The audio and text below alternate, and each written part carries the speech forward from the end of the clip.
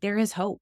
If you're Yeah. in the midst of that burnout, that overwhelm, in the nitty gritty of motherhood and life and work and career, there's hope and there is Yeah. healing. Like, this is not the best that life has to offer.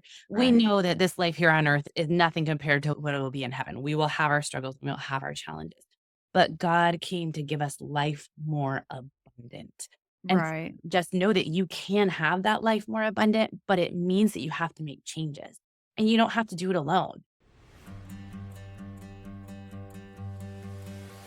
You're listening to the What the Gut podcast, where busy moms can come for a holistic approach to health and vitality. I'm Allison, your host, a holistic health and wellness coach. In this space, we'll dive into the intricacies of achieving holistic wellness while balancing the demands of daily life as a busy mom. What the Gut is your haven for navigating the challenges that come with juggling numerous tasks while aiming for a healthier, more balanced life. Join me as we uncover practical solutions to common health hurdles, from managing fatigue to understanding all things gut health. Through insightful discussions, actionable insights, and tailored lifestyle strategies, my goal here is to empower you to embrace a vibrant, nourishing life while saying goodbye to being overwhelmed and exhausted.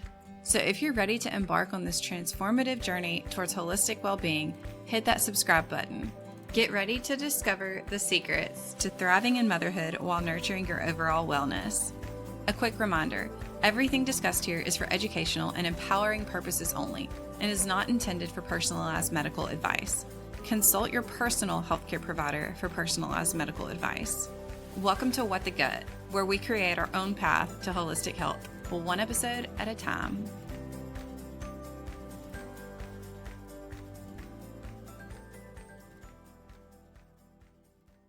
Welcome back to What the Gut. Today, we are diving into a topic that affects every part of our health: stress.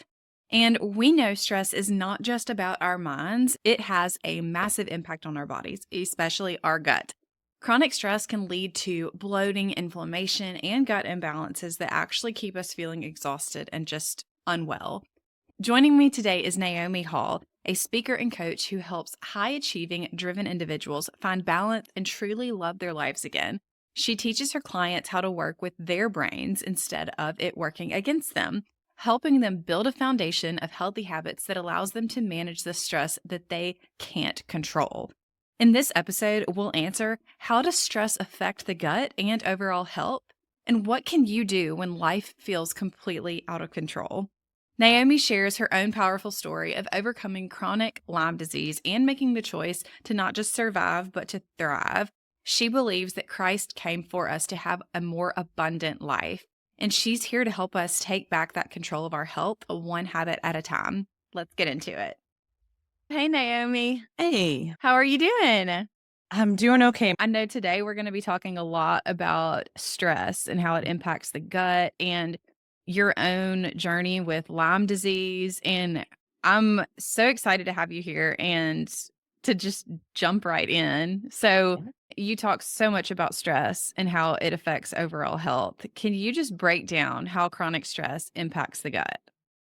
Oh my goodness. There's so many negative health effects of stress. And it's one of the top reasons people end up at the doctor or the hospital with legitimate physical ailments, Yeah. because we're not listening to our bodies. And so our bodies are just like, they stop functioning. And so there's real diagnoses and things. But when you dig back, the cause is really stress, and it has such a negative effect on your gut because, well, one, it's affecting your hunger and satiety hormones. So you're eating and you're Yeah. hungry. It's affecting your cortisol levels. It's almost like a catch-22. It's affecting your cortisol, which is affecting your stress, which also is affecting your weight. So many of our good hormones, our feel-good hormones, are being produced in our gut, our serotonin and all of that. So your body starts to shut down extraneous functions when you're Mhm. stressed, and digestion is not a high priority. So you end up with slowed down digestion, motility, all of that. And then it's affecting like gut permeability. So you may be dealing with, I can't even put the name on it right now, but Like leaky gut, and yes, then thank you. with the slow motility, like constipation and I just think, high cortisol also suppresses our immune Mhm. system and our Yeah. cortisol's super high. We need cortisol. It's Mhm. protective, but when it's too high, too much Yeah. because of so much stress, that can suppress our immune system. And that's when we get sick a lot of times and it can affect everything. Yeah, It's when you crazy. feel like you're catching every bug that goes around, there's a ton going around right now. Like, I think I caught the flu. Thankfully, not a bad case of it, but I was down for 4 days with it. But that's the first I've gotten sick in this entire flu season, and I swear it's because the superfood antioxidants I was taking, I ran out of it, and now I get. Right. But when you're stressed, you're catching everything because your immune system's affected. Heartburn is another one that people deal with a lot, and reflux with stress. Like you said, constipation. For others, it might be the opposite direction with their gut. Right. Severe stomach pains as well can be another thing. I've Yeah. known numerous people that have just severe, unexplained gut pains.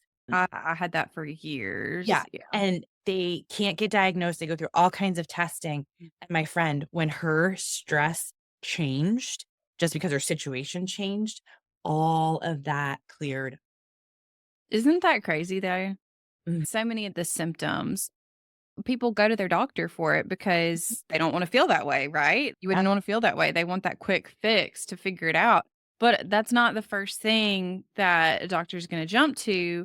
They're just not trained that way, right? You're wanting to rule out anything emergent or extreme, and sometimes it's hard to pinpoint stress too because it's such a, I wanna say, common, not yeah, natural or normal, but, like, such a common thing these days, like, the expectations that people have for their peers and coworkers, like, at work and kids in school. There's so much stress around all of it.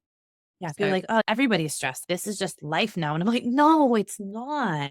Like you said, common is not normal, common is not thriving, and right. I chose for myself that I am going to do everything I can to thrive and live Yeah, the healthiest, best life that I can, which means I get to control the controllable. There are things I can't right. control. There are external stressors I can't control, but I can control my mind and my thought. I can work on my mindset. I can control what goes into my body and onto my body.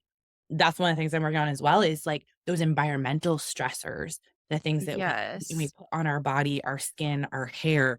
And I'm really working on cleaning those up because those are additional stressors to your body. Right. I know a lot of what you do with clients is really helping them work with their brain instead of Mhm, having their mhm. brain work against them. And so, can you just explain a little bit more how that helps people build these Absolutely. sustainable, healthy habits? Yeah. So I actually just did a workshop on this Sunday night. Our brain, its whole goal is to keep us alive and safe. Yeah. So it's Which is working, great. it's fabulous. That's what we want it to do. That's a Yeah. healthy brain. So it's kind of like a security guard that is always scanning for threat and danger. So our brain naturally goes to the negatives. It also does not like big changes because big changes require a lot of energy, a lot of thought, and a lot of effort. And more recent studies are finding that 90-ish% of what we do is out of habit, routine, on autopilot. And you just think of like brushing your teeth. You don't think about how you brush your teeth, how you put your clothes on, how you drive, your whole morning routine. All Mhm. these things are habit and routine. You and I both have tea sitting in front of us. It's just habit how we drink. We don't even think about Yeah. it. It's Right. autopilot. So our brain really likes that. But when we go to, and we'll just use January 1st because we're in the second month of the year, Yeah.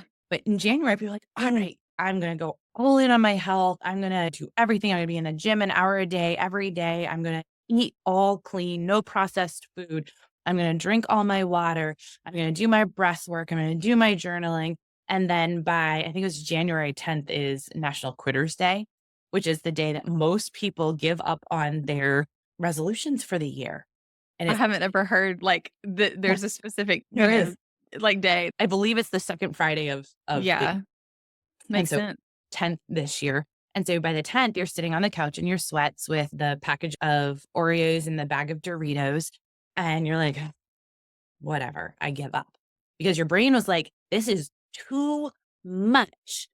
And Yeah. it just said, let's go back to homeostasis. This was safer. This didn't require a lot of thought. This didn't require a lot of energy. We're safe here. So your brain's doing its job. It's trying to keep you safe. What I do with my clients is when I have a client, start with a client, we do an intake. And so I do an assessment and we look at what are your major stressors? What areas of your life do we really need to work on? And I really focus on health and wellness, physically and mentally.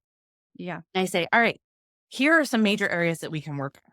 First off, what do you not want to work on? Because if you don't want to work on it, there's no sense in us working on it. So we're like, all right, Right. it may be top priority to me, but it's not top priority to you. We're going to sideline that for a little bit. Right. What do you want to work on? So let's say it's nutrition. Like, okay, let's work on nutrition, but we're not going to do an entire overhaul of your nutrition. We're going to pick one area to work on and give you one small goal. Because when you choose one small goal, your brain sees that as an accomplishable challenge. Yeah. So my background is in the field of education. We call it the zone of proximal development when we're working with students. When we're teaching them and giving them practice, we want it within their zone of proximal development, which is their challenge zone, where it's a little bit difficult for them, but it's not so hard that they give up on it. And so that's Yeah. with clients is I work within your challenge zone. If your brain's like, yeah, that's a little bit challenging, but I can do that because then Yeah. you successfully do it, you get dopamine, that feel good hormone chemical, and your brain goes, ooh, that felt good. Let's do it again. And then you start to build momentum. So, for instance, with nutrition, what I often do is let's add, because I don't ascribe to the like removing things. What Yeah. I do is if we add in the proper things to your diet, the fun foods will slide to their appropriate place of prominence at the sides of your diet. They don't have to be eliminated completely. So I'm Right. like, "Great, let's add one more serving of veggies a day. One." And the easiest place to add it, because it's where most people don't have a veggie, is at breakfast. Right. And so then you're starting off your day with a vegetable, an extra serving that you've not been getting. And your brain's like, oh, we did it. And if you're like, but really, like veggies go at breakfast? I'm like, yeah, how about a veggie scramble? How about a spinach and mushroom omelet? Yeah. How about this one's going to sound really weird to you, but if you like zucchini bread, it will make sense. Zucchini shredded in your oatmeal. I haven't tried that one, but I Then it love like, veggies at breakfast, so I yeah, have to it try that. bulks up your oatmeal. Yeah. It doesn't change the flavor of it. And it adds a veggie to what you're already eating. For Yeah. me, I always have those bowls. I get the big bowl of grape tomatoes at the grocery store, rinse it and keep it on my counter. So if I don't already have a veggie in my breakfast, I just grab a handful of those. Yeah. That's a great Super. idea. I try to keep veggies really easy. So if they're not already cooked in my meal, I go for cucumbers because they're super easy to slice up. Or you get mini cucumbers and you don't even have to slice them. The grape tomatoes, because all you gotta do is rinse them. Baby carrots, because like they're already prepped for you. So easy prep, easy additions. And that Right. with your brain, you get success, you build momentum. Yeah, and that's not so overwhelming too. It shouldn't be. I have been guilty of this too at times, but there's so many high achievers that do feel like they just have to like push through stress, maybe even like, oh, I don't have time to eat breakfast. And so, what are some of the first steps that you would really tell somebody who just feels completely overwhelmed? One, take a breath. Just take a breath. 'Cause, like, that was me. I am a high achiever, driven personality. I always have goals, Yeah. always doing, and I burned myself out. And I Yep. take a breath. Like, the world is not going to end if you stop and take care of yourself, but you Right. will end if you Right. don't take care of yourself. So if you want to be in it for the long run, you've got to take a step back and look at what do I need to do so that I can be at my best? Because if you're Mhm. pushing yourself to burnout, you're not at your best and your body will shut down. Like Right. and like I guess I could say I have the blessing of having had chronic Lyme disease because I had to learn to listen to my body in those times. I couldn't push my Yeah. body beyond its limits because I just ended up in bed for days. So I had to listen to my body. I have become much more adept now at listening to the whispers of my body of like, oh, Mhm. stress is getting too high. And I didn't do a great job of it in November and December. But I It's knew I'm holidays. seeing the signs, I'm seeing what's going on. So I notice my stress signs much faster and make adjustments. If you don't stop and take a beat and figure out what you need to do to be at your best, you will shut down. And like I know numerous high achievers who have had to literally quit their jobs and spend years healing. Yeah. But if you catch it before that point, it's faster to heal, especially if you have someone walking the journey with you. Like, I'm a Mhm. coach, walk with you. I don't do any of the work for you, and I don't tell you what to do.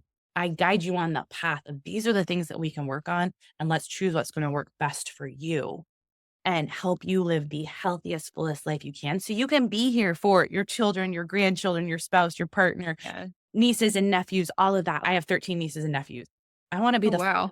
aunt that's like hanging out with them and their kids and having a great time. I don't want to be the one sitting on the couch. I can't do that. I'm too old. Like, no. Yeah.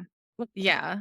Now, you touched on a little bit, but like you have been through your own health journey with Lyme disease. I'm curious how stress played a role with that. And what was the turning point to where you were like, okay, I've got to take control and figure Mhm. this out? So stress just exacerbates it, like absolutely exacerbates it because like you've already got these physical issues going on, extreme fatigue, extreme pain, brain fog, which also can be signs of stress. Yeah, of so many things, but yeah, for sure, Yeah. stress. So the stress just made it worse. So I literally was just in survival mode for a really long time because that was all that I could do. It was one foot in front of the other just to keep going, keep functioning. I worked all the way through my treatment. So I was probably 5 years undiagnosed and then about 12 years of treatment because the longer you go undiagnosed, the longer it takes to treat it. So Gosh, yeah. a fall of 2020, work was just horrific for me. Like horrific. It had nothing to do with COVID. Nothing So whatsoever. what were you doing at that time? I was the science department head at a large high school. Okay. I was also filling in interim positions because Okay. I had gotten my doctorate and I wanted to move into administration. So I was filling interim administrative positions, assistant principal, director of career and technical education, in interim. Lots of stress there Yes, in itself. yeah. In the matter of 3 weeks, I held 5 different titles while holding my job. So tons of stress. The environment became very toxic. I was being lied about, undermined. Yeah. It was really bad. So, like most people, when I'm under extreme stress, I put on weight so fast. So I probably gained 25 pounds. Like when I'm stressed, 25 pounds goes on in like overnight. And I hated how I looked. I hated how I felt. I didn't want to be in pictures. Like literally, a friend posted a picture of me online and I cried. I cried when I saw that picture. And I couldn't tell her to take it down because it's her picture and her kids were in it. And I didn't want her to know how much I hated how I looked. Yeah.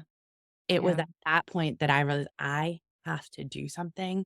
And that was really my turning point. I was nearing the end of my treatment with Lyme disease at the point. I knew I was almost done. I had about 1 more year to go. And I just said, all right, there are some things I can't control. I can't control that I have a disease in my body that is trying to kill me. I can't control that. But I can control the controllable. And I am taking back control of all the pieces that I can so that I can live the healthiest life possible. My goal is to live the fullest, healthiest life. And that's my goal for my client. I want them to live a full, healthy. And so I took back exercise, which is something that I really struggled with while having Lyme disease because I just couldn't. My body didn't have the capability to Yeah. exercise for a really, really long time. But I was back at the point where I could. I took back my nutrition and I started working on my supplementation. I started managing my stress. I really turned things around and I lost that 25 pounds. And I was like, oh my goodness, I feel so much better. And I just want to help other women be able to feel like this. And I work with men and women, but I was like, so often women, we're just told that we have to live with the symptoms that we Yeah. have, that that's just part of aging, that's just part of being a woman. And I want to fight back against that and say, no, you can feel great any age. And I was talking to Yeah. one today and she was like, people are telling, well, it's just because you had kids. And she's like, no. And I was like, haven't had kids. And I was feeling like garbage. So no, not just because you had kids, not just Yeah. you're 40, it's not just because you're 50. You can feel your best. So that really was a turning point for me of like, I'm taking back control and Yeah. I'm gonna start eliminating the things that harm my body that have a negative effect on it. There are a lot of things that I have cut back on: dairy, gluten, sugar, processed food, dyes, all of those additives and things. I literally cringe now when I see dye in food. I'm like, no, no, I don't want this, cutting back on making sure that there's no endocrine disruptors and things like that, because that creates stress on our body as well. And it wasn't an overnight thing. It Right. was I a was about to say, yeah, like, yeah, for anybody, it's It's going to be too much to be overnight because all like you said, you started with just the things you can control. And there's a lot you can control, but it's like just taking those baby steps of like adding in a serving of vegetables with your breakfast and moving, just adding in little things like that, you start to feel better. You start to Mhm. have the energy to decide to maybe remove things that aren't serving you and other things. Yeah. But if you try to do it all right away, whenever you're already like feeling exhausted and maybe a little motivated because you feel so bad, but just not fully because you've got so much brain fog and just exhausted, you're not going to be able to just do all the things. So, It's a piece at a time. And it's interesting because someone said, we grew up on that food. It's like everything in moderation. We did fine. And I'm like, but did we? but that's what And I'm saying. I'm like, but did we? Because look around. I mean, it blows my mind because even looking at lab work, the normal range for lab work is based on the population around you, which I live in Mississippi and it's one of the most overweight, obese states full of diabetes and heart disease and kidney disease. And I'm like, I do not want to be associated with that. yeah, yep. It's not even the levels to be at your best. It's just, Right. like you said, the Exactly. population. The food and stuff that we ate as kids is not the same as what you're getting today. The same, like, oh, I grew up on those Doritos, but you look at like There's compare the different stuff in it. Yeah. it's completely Well, different. looking at like my parents' generation too, they may not have completely grown up on some of the processed foods, but as they were in their 20s and 30s, like they started eating that, right? And then there's so much more chronic disease and even younger, like so many more children are getting diagnosed with all of these behavioral disorders. The So, depression, anxiety, the yeah, levels of mental illness, it's the wild. numbers are just rising. And I was looking at something the other day that was comparing diagnoses, and it included mental health diagnoses and how much they have increased in the last 10 or 20 years. Oh, And yeah. it's shocking. Do we really think it has nothing to do with the food that we eat and the things that we put on our bodies? There are certain things at some points where there's not even like a diagnosis code yet for those things.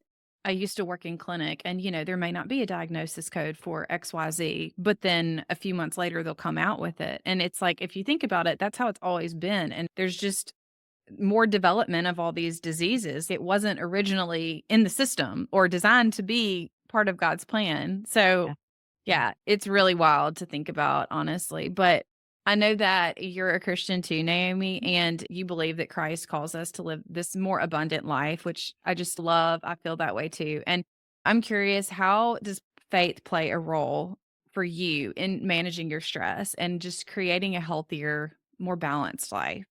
Yeah, I think this was so interesting. This aligns so well. So I listen to Growth Day every morning. It's my personal development. So Daily Fire, and he was talking about stress. So it's Brendan Burchard who does it. And he was like, you have to look at fatigue, you have to look at focus, and you have to look at faith. And faith is so important. So when I teach about stress, I teach 5 foundations. So it's movement, nutrition, hydration, sleep, and mindset. Faith falls Okay. into the mindset piece. And so Yeah. for me, the first time I burnt out, it was like 2009, I think. I probably wouldn't have termed it burnout at that time, but looking back on it, it really was. And what had happened was I had no work life balance. I lost my job and I realized I had tied my identity to my career. And I didn't know who I was without that. So I went through probably 4 very dark months for me. And part of it, there's some shame in that too of like, I'm a Christian. I know my identity is in Christ. But at the same time, and living that out, very easy to tie our identity to other things. It really is. You're totally not alone in that. I think so many people can relate. Yeah, it's Yeah. so easy to tie our identity to all these other things. But I had to come back to what is my identity tied to that can never be taken away from me? Because my job can always be taken away from me. My business can Right. be taken away from me. My identity has to be founded in something unchanging. Whether you're a Christian or not, you have to tie your identity to something unchanging. And for me, it's who God says I am. I am a child of God. I'm a co Yeah. heir with Christ. I am adopted by God. Those are things that no one can ever take away from me. And so Right. putting my faith and my foundation and my identity back in that and always returning to that, when I let my faith practices slide, I notice my stress rise because I'm not Right. walking as closely with God. So I've got to make sure to prioritize those of, Mhm. am I in the house of God with God's people? Am I in prayer regularly, routinely throughout the day? Am I in God's word, listening to him speak to me? Am I creating spaces of silence in my day without the music playing, without the podcast, without the TV, without any of that input so that God can speak to me? Right. It's so important no matter what you believe, you've got to have some sort of faith practice, some sort of gratitude practice. For me, I know the typical gratitude practice you hear is like, start your day with 3 gratitudes. And in November, I was like, I just don't feel like doing gratitude. I was like, I don't know what's wrong with me. Cause, everybody in It's November is it's like, the month of Thanksgiving, but I don't feel like doing that. yeah, I was like, I don't feel like that. And I got to the end of the month and I was like, I just don't like who I am right now. Like, not that I don't realize I have blessings. Like, I am grateful for what God has provided for me. And I was like, all right, I got to change something. And I was like, three is Yeah. not enough. So I committed to 10 a day. Since then, I've been doing 10 gratitudes a day. And when you do that, you really have to think and it shifts your mind and your focus. What do I have to be grateful for? What do I already have? Rather than seeing the things that we lack, it Mhm. shifts our focus to what we have and our abundance. And so I'm on over 700 now in my That's list awesome. because How cool would it be to, like, look back on that too, you know? yeah. Yep. And being sick, I missed a couple days. So when I miss a couple days, I double up and I'm like, so I've got a 20-day today where I've got 20 gratitudes, right? Yeah. Like, how on earth am I going to come up with 20? I always do. I always do. Yeah. It will take I'm me a sure. little bit of time and I may have to work on it throughout the day. But yeah, it really makes a shift. My faith practices are really important in my stress management. Yeah, I love that, and I know you mentioned starting your day off listening to this podcast Yeah. or part of your morning routine, and I know for me that that has been a big thing too. I guess really it was, like, in 2020, that's whenever all of my health, everything just kind of took a turning point. My son was born in 2020. It was a really traumatic birth, Mhm. recovering from that, everything with 2020 in itself. I think like for everybody it was just intense, but Yeah.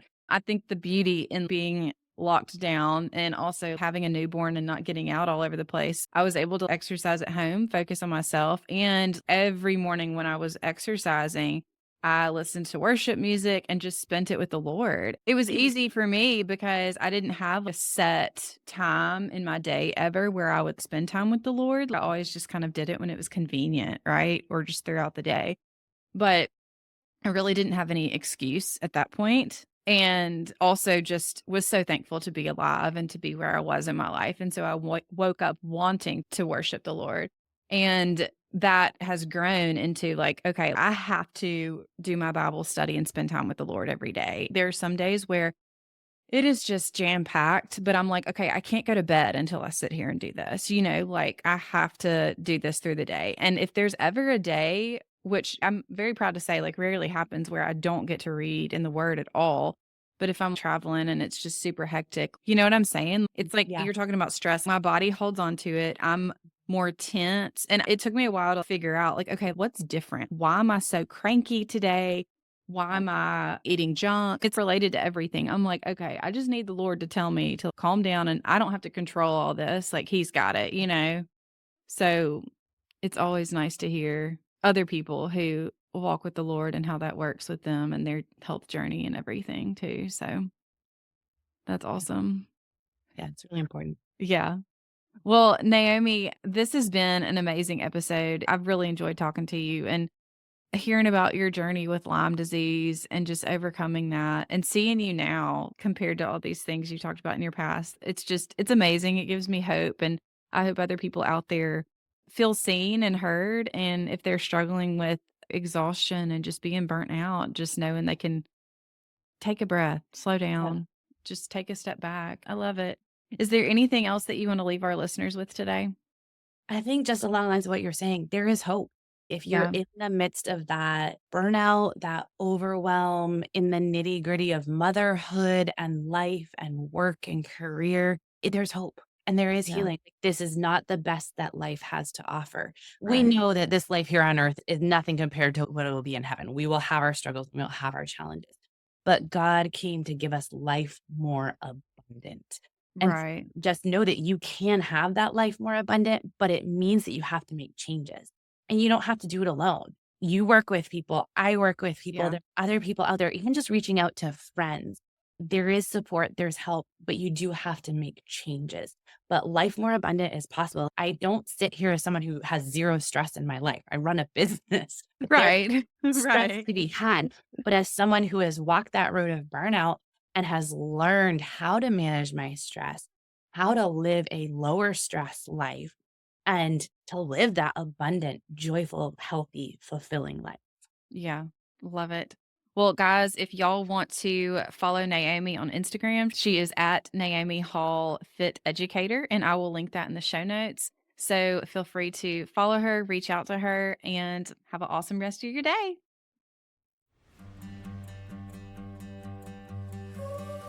Thank you for being a part of my journey on What the Gut podcast. For a deeper dive into today's topics, head over to allisonandwellness.com/whatthegut or find the detailed show notes linked below. Hey, and don't miss out on future episodes. Hit that subscribe button, and if you love this one, please leave me a review. Let's keep the conversation going over on Instagram. Connect with me and stay updated and engaged with my awesome community. Plus, share these valuable insights with your tribe. They deserve to feel as amazing as you do. You can find me at Allison_and_wellness on Instagram. Your support means the world to me. I'm looking forward to our next awesome chat. But until then, stay curious, don't drink too much coffee, keep the vibrant energy flowing, and take care of your gut. Catch you real soon. Oh, and hey, if you're ready to dive deeper into personalized wellness, check out my one-on-one health coaching program at allisonandwellness.com. Let's make your journey to holistic health truly transformative.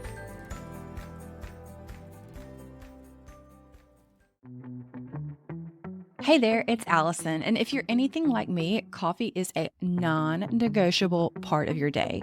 But did you know that most coffee is loaded with mold, toxins, and pesticides that could be messing up your gut and hormones? Yeah, no thanks.